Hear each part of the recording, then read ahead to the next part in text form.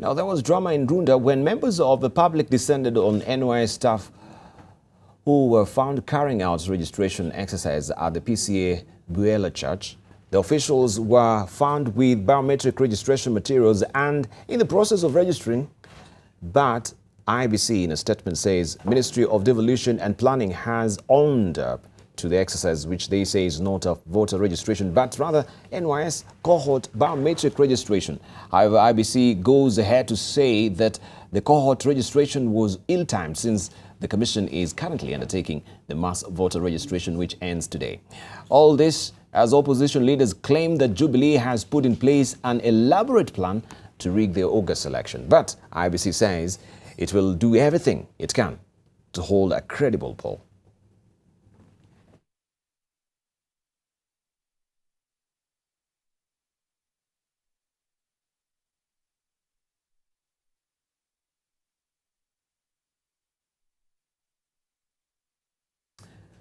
And those stories act as a segue to also set the tone for our discussion here on AM Live People and Politics. Allow me to introduce to you Senator Boni Khalwale, who is a senator from Kakamega. We have Herman Manyora, who is our resident analyst, also a lecturer at the University of Nairobi. Also, we have Jakoyo, Midiwo, who is a member of parliament from GEM and also the deputy minority leader at the National Assembly.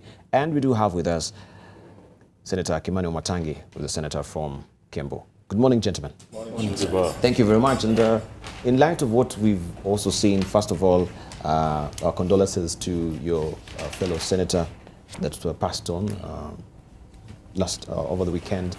You are the burial, sir? Yes, I was, and it was a very sad moment. And I would like to use this opportunity for those who are not there to repeat what I said there, that may his soul rest in eternal peace. Mm-hmm. All right, Senator Wamatangi as well. You are the bearer. I missed to attend because, according to the Muslim traditions, they conduct the burial, I think, the same day. So, before I could get myself organized, unfortunately, and to much of my regret, I was unable to attend the funeral of my great friend, a very, very good friend of mine, and a true leader, Senator Boy. That man was unique. Let me pay tribute to him at this moment because he stood very uniquely in the Senate. He was a contributor to issues and motions on the basis of what the truth is without leaning anywhere about politics. And I think the people of Kwale have lost a great leader, and the people of Kenya. And my condolences to them. And I'm sure that God will rest his soul in eternal peace, as my colleague says. Yeah. Thank you very much. Jakoyo, Midiwo, and Herman We Manyora. also send my condolences to the family and the Senate fraternity and Parliament at large. That we have lost a good person. I was actually very surprised that how quickly it happened because I had just seen Mheshimiwa.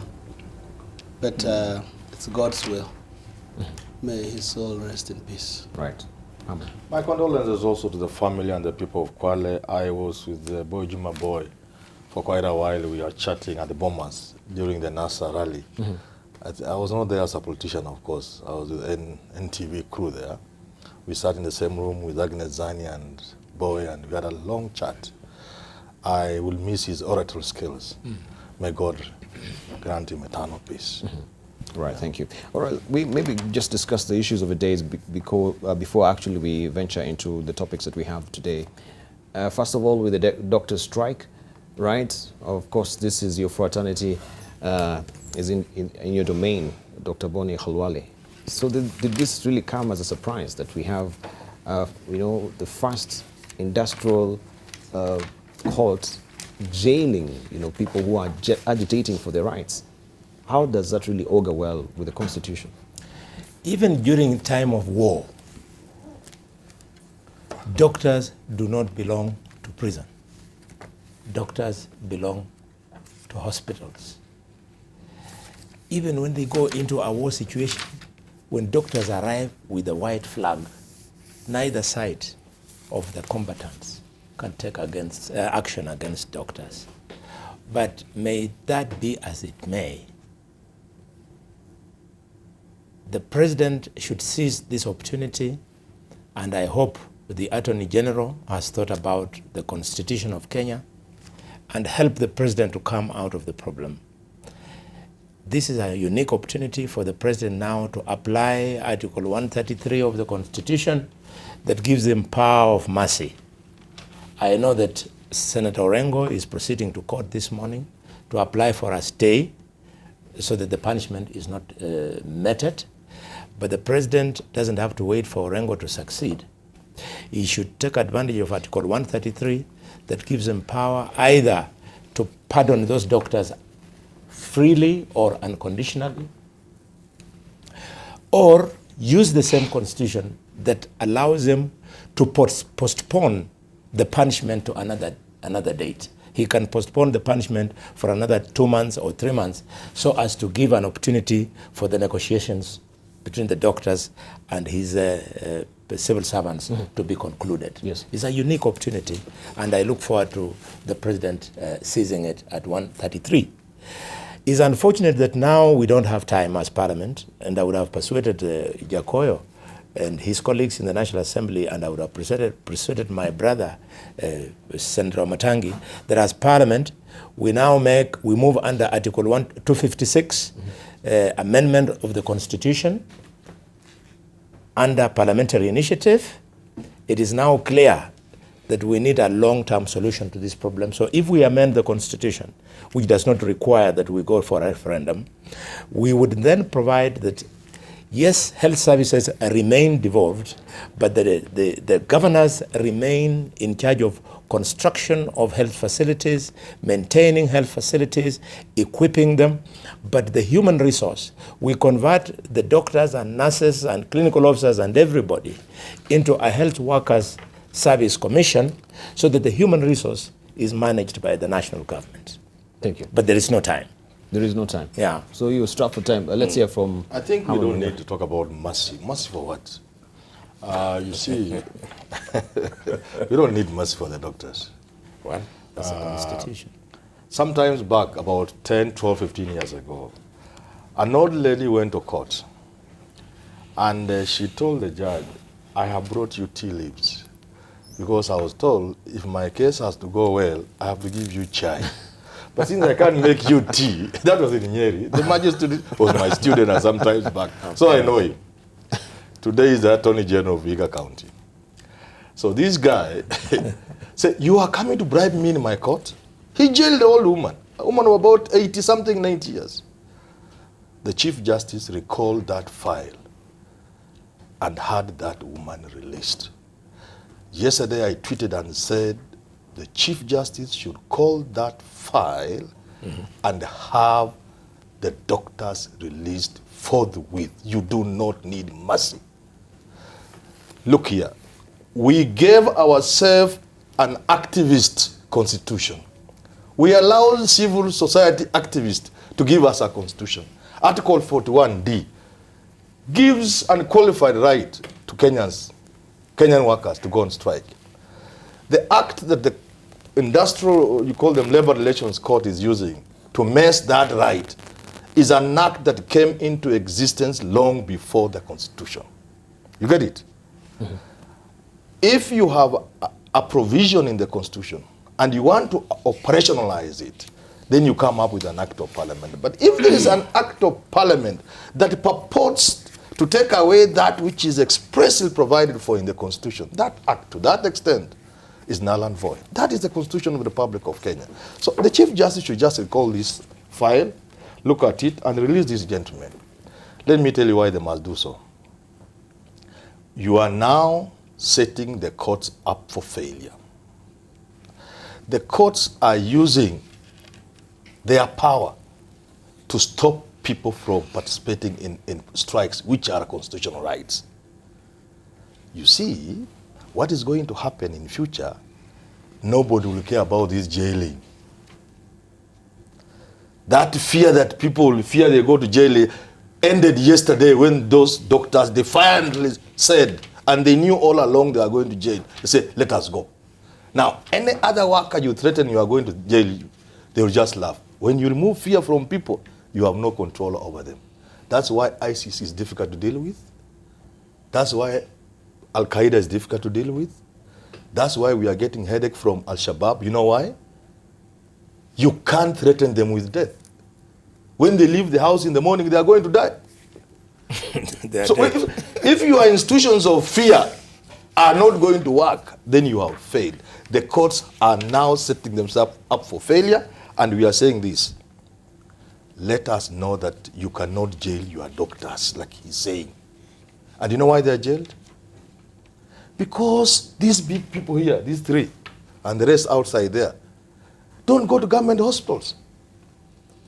Even when they cough, they go to South Africa. When Isaac Ruto gets a small scratch here, he's rushed to South Africa. A scratch. He's going to South Africa. That's why the doctors are in jail today. But it was. I know they will be released today. I know they will not sleep there today. I know. Okay. But let us improve our health facilities so that your daughter-in-law can deliver in a government hospital. You don't have to hire, charter a plane like M7 to take the daughter-in-law to go and deliver outside the country. We need to improve our health facilities, not to jail our doctors. Thank you. Let's hear from Senator Wamatangi. You think the government has shown effective leadership on this front? Debarl, let me say and acknowledge, like most of us in leadership do, that it is absolutely and very unfortunate that things have had to get to where they are now. You know, with the doctors in jail, with health facilities and health services still in limbo, and with Kenyans still dying unwarrantedly, without any recourse themselves. And this is a scenario that you cannot look at in any way from all three sides, that you would say that there is either a winner or a loser, and neither can you argue that one is more right than the other. Because there are certain serious, acknowledgeable arguments would make for either side. And I say this with a lot of reservation, that indeed the doctors have their rights as enshrined in the Constitution, as my colleagues have said, to argue out their case for better services. That cannot be taken away from them. They have to do that, and they're justified in doing that. So then here they are on the table. Now, on the other hand, there is this other animal called the law. And you go to court, the judiciary has got its own systems, they have got their own regulations, they have got their own way of implementing the law, and then they say this strike is illegal, go and negotiate, and in the meantime get back to work. And so the law kicks in.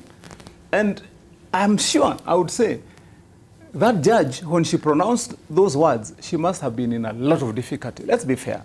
Let us be fair and truthful. Because that judge has exercised a lot of restraint, really.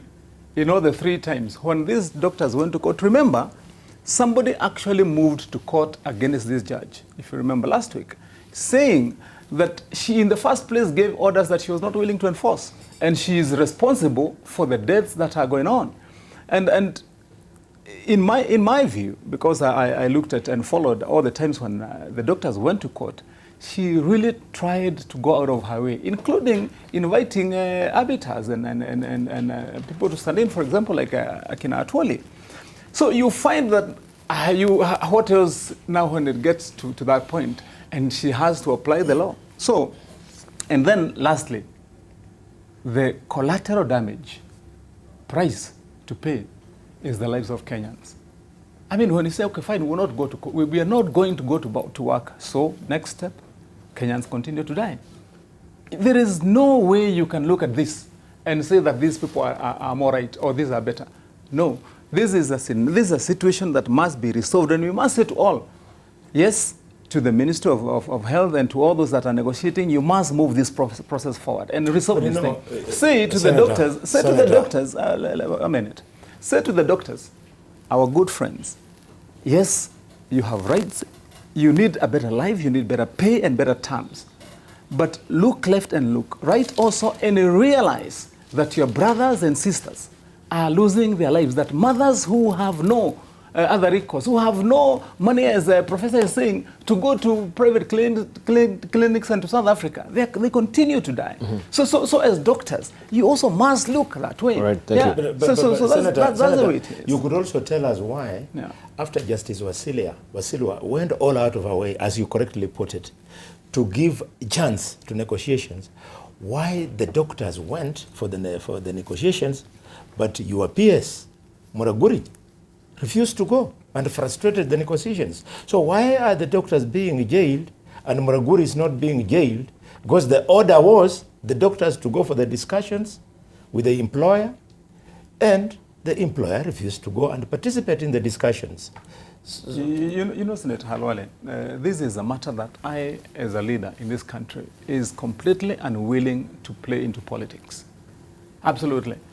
This, the matter on the lives, about the lives and livelihoods of our people, whether they are going to have medical health or not, I can't play politics with this one. Politics I can play elsewhere. Because I've been following myself as a leader, I have keen interest. You remember me telling of a story here when I went to see one person in Kiambu who had got more than 90% burns and was ejected from a hospital because she could not continue to pay medical bills. And she was now rotting in her house. A pathetic case, which we had to go out of our way. Thank you. And so let's say from Jakoyo, this is a case that we must talk about honestly from both sides. Right, Jakoyo. Debarl, you know, this is not a very small matter. In the Star today, there's an article by Raila Odinga. Yes. Which actually talks the real issue about this thing. Yes.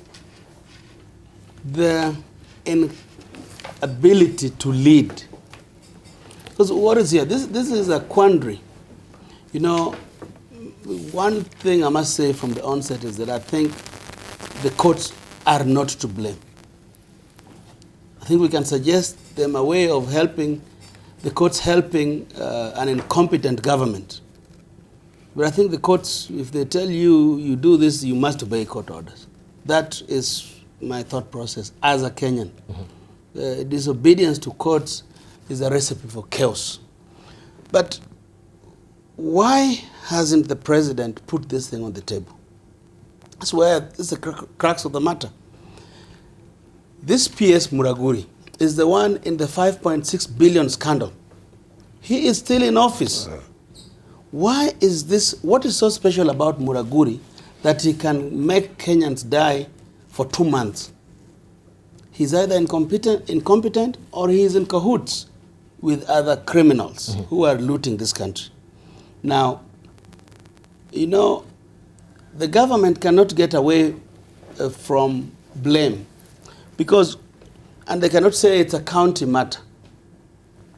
The government, when they want to supply mobile clinics or x-ray machines, they say that it is a national government. And they put the budget and they use tyranny of numbers to force us to give them the money.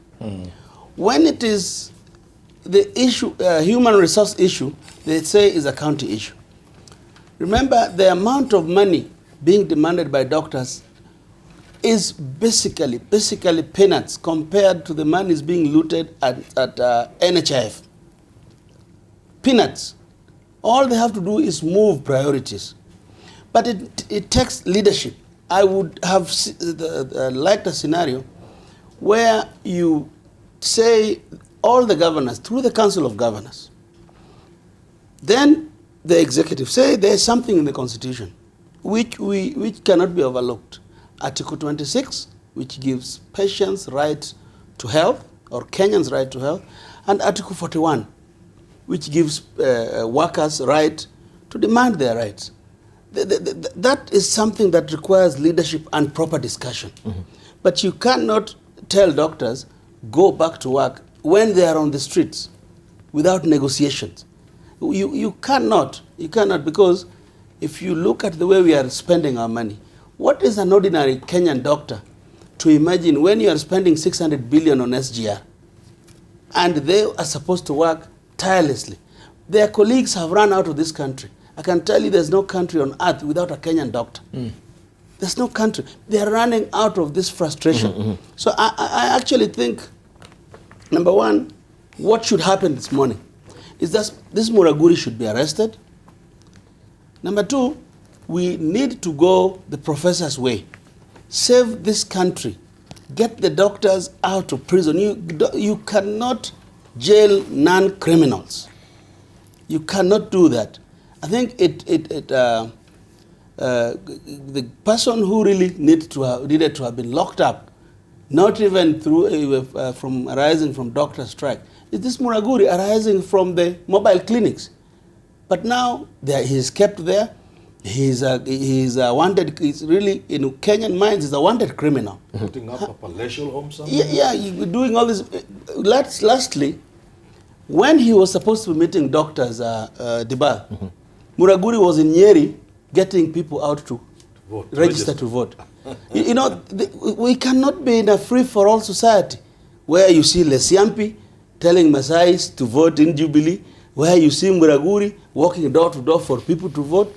What is that? But it's kids... It's against the law, and the same people are dying. Around 1964, 65, 63 there, some kids in a choir sang Kenya yetu, Kenya ni nchi ya ajabu. Hii ni nchi ya ajabu.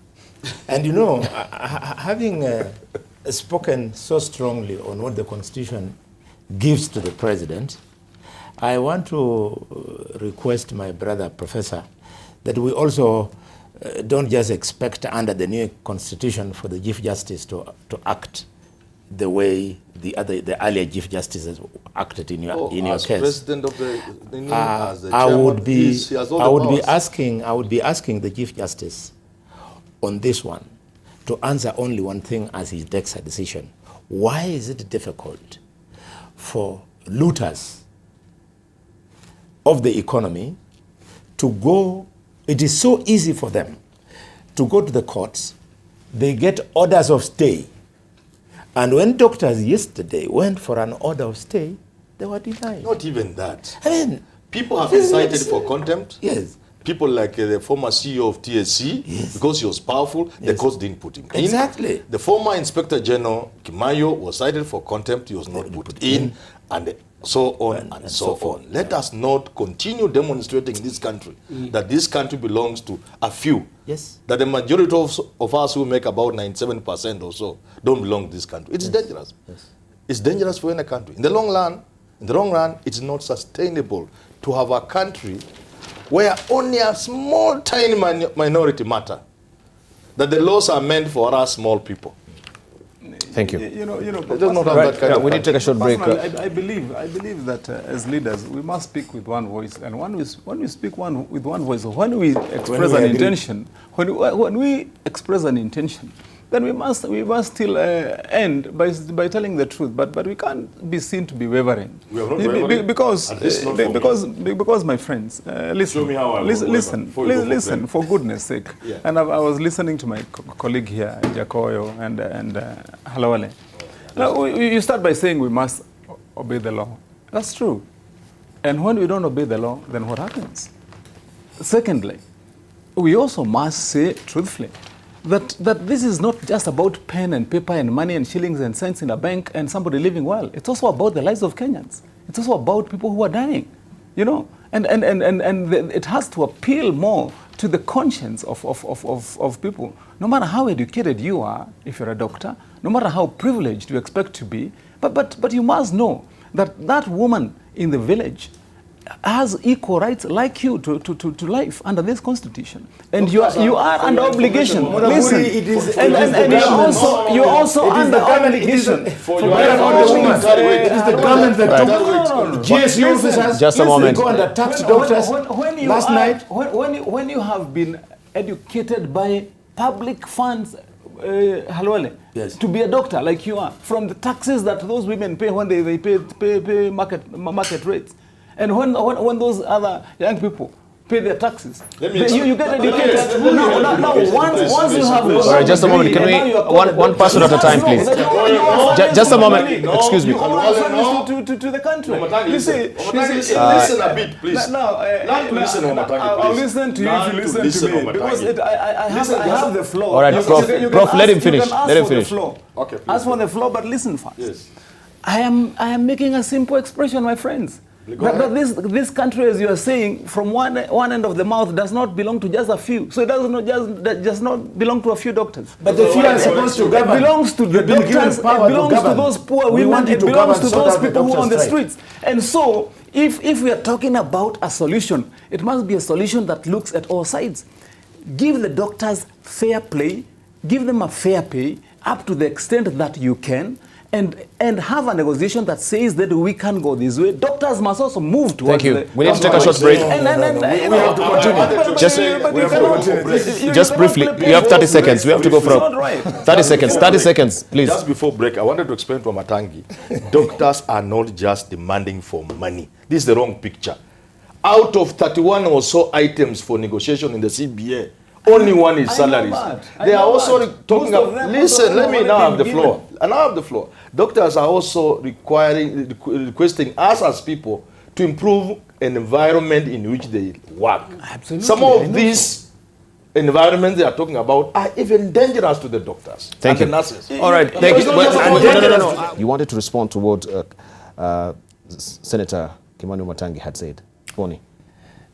You see, the problem on the table is that doctors want their 31 points to be addressed so that they go back to the hospitals.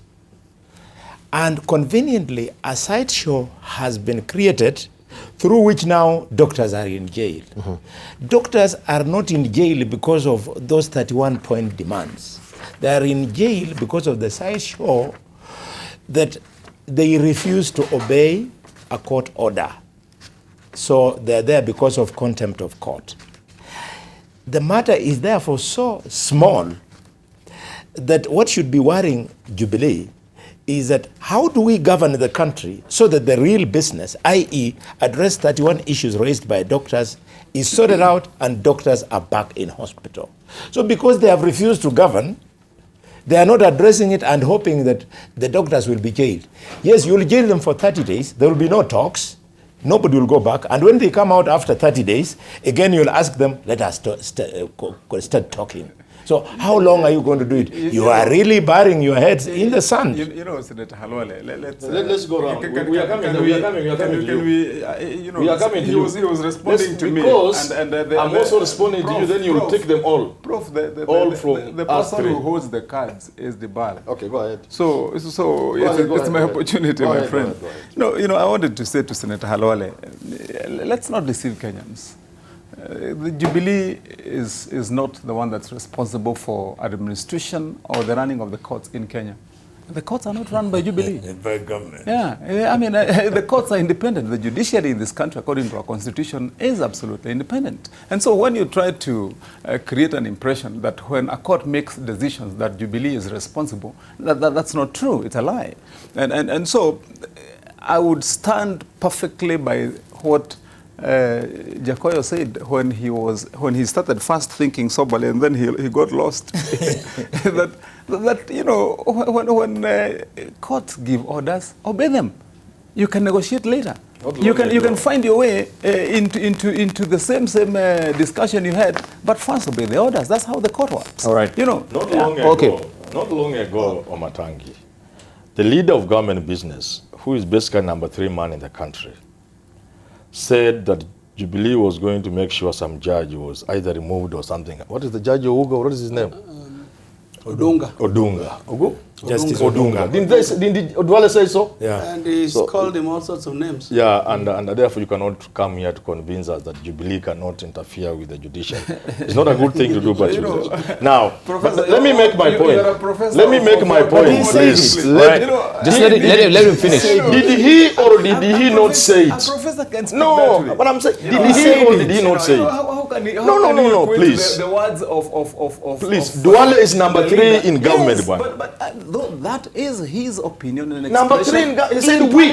He didn't say I. He said we. You know, what did he say? We are going to make sure. Yes. Now listen. Now let me finish. Let me say what I was saying anyway. That is too bad for you. As long as it is logical. What I'm saying is this. let me say what is logical now. That is illogical because it's actually foolish in the first place. You see, this is a small thing. The doctors matter. It's a small thing. I've said it before. Looked at in terms of the amount of money the doctors demand. But you see, greed is something you cannot explain. Those who want the Ministry of Health budget to contain enough for their greed, for corruption, have a problem allowing doctors to eat into that. So they want, in that budget, to have enough to eat. And the doctors are reducing that they want to eat. Number two, and this country must begin to engage on this. Number two, yes, and we'll you wind up must on also this. begin to engage it in terms of the role of private hospitals in this country. Private hospitals in this country could be having a role in this thing. Because if you pay doctors in public hospitals well, it will have the effect of making doctors in private hospitals demand more salaries than what the government is getting, because they're in the private sector. So I'm not saying they are doing so, but it's time we begin to look at these kind of things in that perspective, that there is a possibility that a major player in the health sector could be derailing these negotiations to have doctors well paid. Is there? Take it over from there. Is there someone who's derailing it? That's my Muraguri. I'm opening it for debate. Muraguri is. That is theory, but the bottom line is Jubilee is wrong to be absent when leadership is needed. The president is lazy, he is absent. The deputy president is a commercial politician. He does not believe in these things. He should take just a little common sense to know that for 2 months our people have been dying. And I don't think Wamatangi here is proud that our people are dying. I want to suggest that there needs to be, under Article 46 of our Constitution, a class action suit by families whose people have been killed. Sue the president and the presidency and the government. Everybody who has died, and do not leave out the Council of Governors. Debarl, in 2010, the budget which we passed for medicine to KEMSA was only 4.3 billion. In 2016, all the medicine that was purportedly brought into the country was over 100 billion. And Wamatangi sits in the Senate Public Accounts Committee. It means this issue of health is where the national government, the crooks in national government led by Muraguri and the people he's fronting for, and the governors, they are eating our health allocation. This is what they are enjoying because it is hard to audit. It is hard to audit. I wanted to say that, Wamatangi, please, you cannot say the government does not control courts. The courts are a state organ. The judiciary is a state organ. The state, who is charged now with the responsibility of organizing the state, it is Uhuru Muigai Kenyatta and his cabinet. If they are not working, you know, last month, Debarl, our people were killed. Kenyans were killed by terrorists in Somalia. And the president has not spoken about it. Not even a word of condolence to the families. How do you know? I know, he would be in the media. All we saw was a president dancing at the State House when people are burying the dead. Why the obsession? In fact, I heard on radio this morning, you know, we have to be very serious as Kenyans. I heard on radio this morning the president campaigning somewhere in the last couple of days saying, if you want change, Kenyans have already gotten change. We have already, everything which was achieved by the coalition government has been reversed.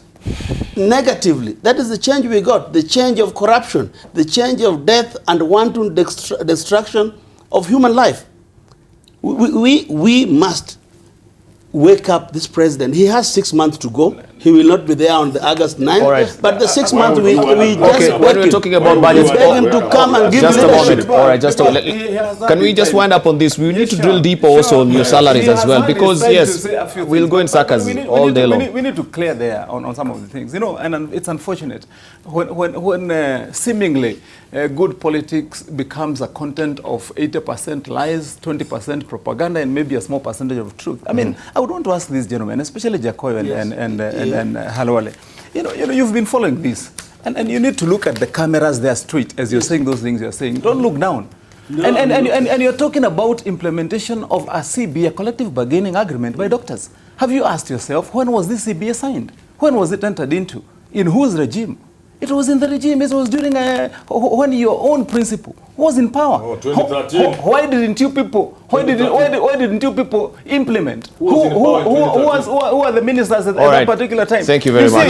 You really don't know how government works. No. You guys, you have made a life in politics of saying things backwards. And I'll tell you one thing, my friends. Kenyans when the CBA was now listen. Let me tell you, gentlemen. When your people, one Professor Anyang' Nyong'o, Charity Ngilu, when they were all in that ministry, my friends, show us what did they do about improving the terms of doctors? Which ministry? You know, all right. My friend, okay, thank you. No. We need to wind up on this. The minister of medical health was Professor Anyang' Nyong'o. Okay, just a moment. Can we have Jakoyo just a moment, sir? Just a moment. Yes. Let's hear Jakoyo. Untruths are not good to tell Kenyans early in the morning. Number one, Professor Anyang' Nyong'o was the Minister of Health. The Minister of Public Health was Beth Mugo. By blood, by party, by everything associated to this current government. She got 97% of the budget for 5 years. So when you why are you mentioning Anyang' Nyong'o's name and not mentioning Beth's name? My friend. She was the minister. In fact, all the graft was done in public health sector. All right, thank you. Thank you very much. We need to move on. And so that members of the public are not misled by Wamatangi. Wamatangi, government works like this. When you succeed a government, the good things they did, and the bad things they did, you take them up. That's what you should be starting by saying that you have done bad things. Relax. I mean, I'm showing you how government works. I'm happy to follow that argument as long as you first own that you had done enough bad things with their people. The CBA was and that's what we're dealing with them. Okay, now that you have agreed with me, assuming that the CBA was not signed under the Jubilee administration, it was, please. It would, just a minute, it would still bind the current government. But for your information, this one was signed under the Jubilee administration. Because the main argument they are having is it was signed at a time county governors or operational governors were there. Thank you. Exactly. No, we need to wind up. Let us correct that misinformation. You see, when this CBA was being refused to be implemented, including in the Senate, by the Senate Health Committee, they said these agreements were entered into before devolution, before counties took over. Excuse me, my friend, you're a teacher. No, just a moment. So does that stop playing politics that you don't know? All right, just a moment. No. Just a moment. We are misinforming the public. The extent to which, my friend, the reason. No. All right, the reason just a moment. Senator Wamatangi. It requires renegotiation is because it came into play when governors were not, devolution was not in place. So does it? So that's why just a moment. Go and renegotiate. All right, just a moment. Does it? Just a moment. No, just a moment. Kicked in 2010. All right, Senator Wamatangi, does that really warrant it to be null and void? Since now we translate it to the new devolution. You see, I believe what the Senate Committee on Health was saying is logical. He didn't say that. This particular CBA. No, this is a straight question. No. Just a moment. This is a straight question to you. No, I'm just pressing for specifics. If you are just a moment. Did it nullify it? Is it null and void since now we translate it into devolution? No, he did not nullify it. Actually, nobody is talking about nullifying it. The word was renegotiated. Okay. That helps the committee of yours. Let's leave it at that. Thank you. Thank you. No, Senator. We need to move on. We need to move on. Just a moment. That health committee of yours, assuming that they were even right, yeah, because it is led by a chairman who is a doctor, and we expect him to know better.